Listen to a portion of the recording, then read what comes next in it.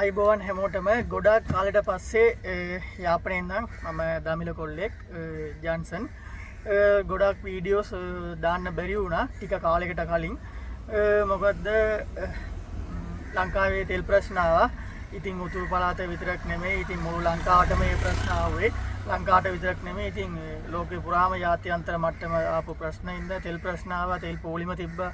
ඊට පස්සේ කිව්වර එකක් ගෙනාවා. ඊට පස්සේ ඔට්ටේ ලකම් රට්ටේ ලකම් කියලා ඒකත් ගෙනාවා. ඒ හින්දා වීඩියෝස් මොකුත් මට දාන්න බැරි වුණා ටික කාලෙක්.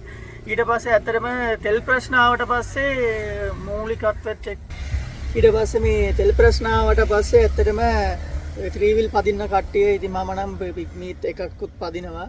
ඉතින් දෙපැත්තම ලොකු ප්‍රශ්න ආවා. අර ගාන ප්‍රශ්න තෙල් ප්‍රශ්න වැඩි හින්දා ලොකු පාඩුවක් වුණා.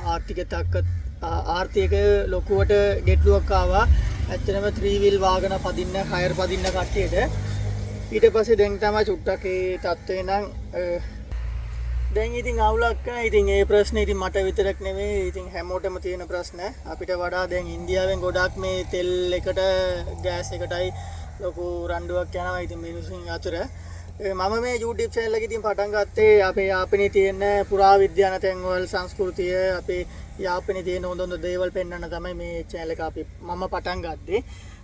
ඔයාලා මට වැඩිපුර සහයෝගයක් ඉතින් ලොකුවට දුන්නා. ඒ වගේම දිගටම දෙන්න. අද මං නම් එවිල්ලා ඉන්නේ යාපනයේ ටවුන් එකට. ටවුන් එකේ තමයි එවිල්ලා. ඔයාලට මොකක්ද අවශ්‍ය යාපනයේ බලන්න දේවල් මොකක්ද ඕනේ මොකක් හරි ඔයාලා දැන් ගොඩාක් කට්ටිය මෙහි ඉවිල් නතර වෙන ඉඩමක් හොයනවා නැත්නම් හොඳ හොඳ හොටෙල්ස් මේ කෑම කන්න තැන්වල ටූරිසම් ප්ලේසස් එහෙම ගොඩක් දේවල් හොයනවා. ඉතින් ඒ වගේ ඔයාලට මොකක් හරි ඉඩම් බලන්න ඕන නම් ඔයාලට මොන මොන දේවල් ඕනේද කියලා ඒකත් මට කමෙන්ට් එකක් දාන්න. මම ඒ ගැන වීඩියෝකුත් කරනවා. ඉදිරියට මම දාන්න වීඩියෝස් ඔක්කොම ඔයාලට හොඳ වීඩියෝස් වගේ එයි කියලා මම හිතනවා. සපෝට් එකක් දෙන්න, ෂෙයාර් කරලා, සබ්ස්ක්‍රයිබ් කරලා සපෝට් එකක් දෙන්න. ඒ සපෝට් එකෙන් තමයි මට වීඩියෝස් දාන්න ගොඩක් උත්සාහයක් වෙනවා මට. අද මං ඉන්නේ යාපනයේ කොටුව ළඟ.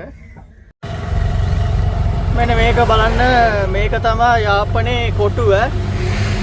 ගොඩක් සිංහල කට්ටිය ඇවිල්ලා මෙතනෙන් ඇතුලේ තියෙනවා කොටුව තියෙනවා ලොකුවට.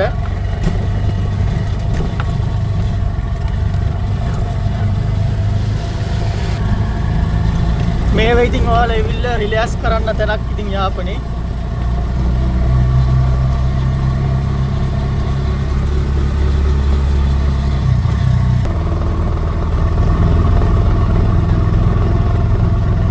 බලන්න මේ වගේ ස්පොට් එකකට ඇවිල්ලා ඔයාලා හොඳට කූල් වෙලා යන්න පුළුවන්.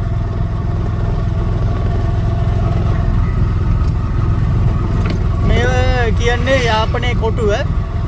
මේ කොටුවෙන් ලොකුවට ඉඩමක් තියෙනවා. හොඳට ඇවිල්ලා කූල් වෙලා කෑම කාලා බීලා ෂූටින් එකක් අරගෙන මේ බලන්න කොටුවෙන් පිටිපස්සේ කොච්චර ලස්සනද කියලා. අදත් ඉතින් නිවාඩු දවසේ ඉන්න ගොඩක් කට්ටිය මෙතනින් ඇවිල්ලා යනවා. යාපනයේ එන කට්ටිය මේ වගේ තැන් වලටත් ඇවිල්ලා යන්න ලස්සන කොටුවක්. කොටුවෙන් පිටිපස්සේ ලොකු ඉඩමක් තියෙනවා. මේ ඔයාලා චිල් වෙලා අතර වෙලා බලාගෙන යන්න ඉඩමක්.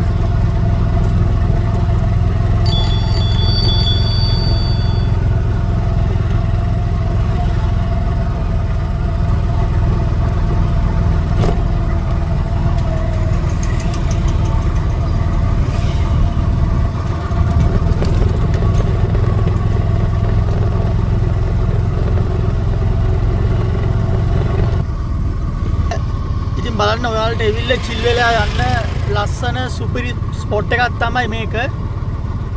යාපනයේ පන්නයි බ්‍රිජ් කියලා තියෙනවා මේක.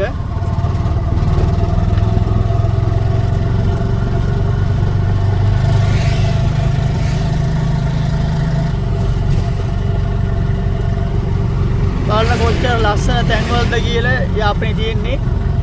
ඔයාලා යාපනයේ පැත්ත ආවනම් අනිවාර්යෙන් මේ ස්පොට් එකට ඇවිල්ලා යන්න ලස්සන කූල් වෙලා යන්න පුළුවන්. ඒ තරම් ඔයාලට ගොඩක් දේවලුත් මෙතනින් බලන්න තව තියෙනවා. ඒව මම පස්සේ වෙන වෙන වීඩියෝස් වලින් දාන්නම්.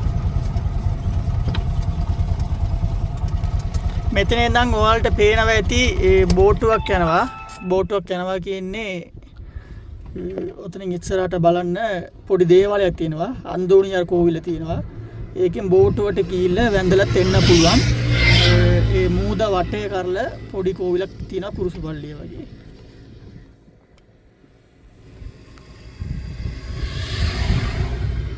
තව මේ පැත්ත ගොඩක් ලස්සන තැන්වල් තියෙනවා. මම ඊළඟට වෙන වෙන වීඩියෝස් වලින් දාන්නම්. ගොඩක් කාලේ මම වීඩියෝ දාපු නැතිඳ තමයි මේ වීඩියෝ දැන් මම අප්ලෝඩ් කරන්නේ. යාපනයේ කොටුව පිටිපස්සේ තියෙන ලස්සන තැන්වල්. දවල් වෙලත් ආවොත් හරි ඔයාලට රස්න පේන්නේ ඒ තරම් හොඳින් තියෙනවා. මේ පාර කෙලින්ම යනවා නයිනාතිව් යන පාරේ.